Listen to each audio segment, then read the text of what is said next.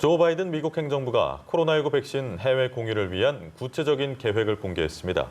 감염 급증으로 위기를 겪는 국가와 미국의 이웃, 파트너 국가들에 우선 공급하겠다고 밝혔는데요. 워싱턴 연결해 자세히 알아보겠습니다. 이경희 특파원. 네, 조 바이든 정부는 이달 말까지 코로나19 백신 8천만 회분을 해외에 지원하겠다는 계획을 밝힌 바 있는데요. 이 가운데 2,500만 회분을 어느 나라에 보낼지 기준과 방법을 공개했습니다. 여기에는 군용기를 통해 수송 작업에 들어간 한국으로 보낼 얀센 백신 101만 회분도 포함됐는데요.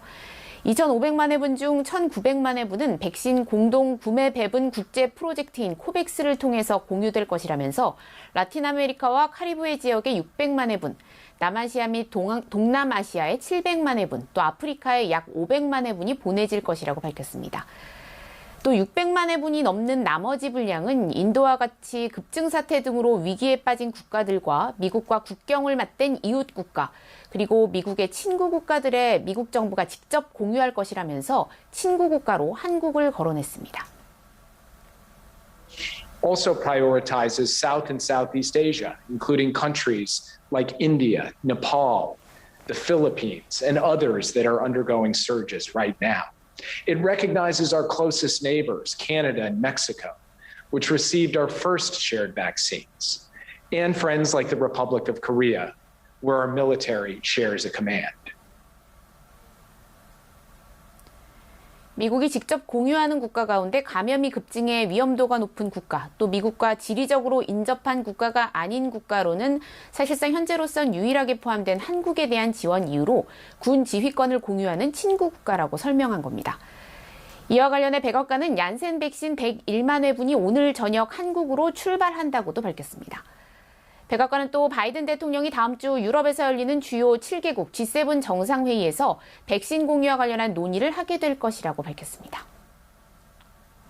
네, 말씀하신 대로 바이든 대통령이 다음 주 취임 이후 첫 순방으로 유럽을 방문하는데요. 문재인 대통령도 초청을 받은 바 있는데 이 자리에서 한미일 정상회담이 성사될 가능성이 거론된다고요.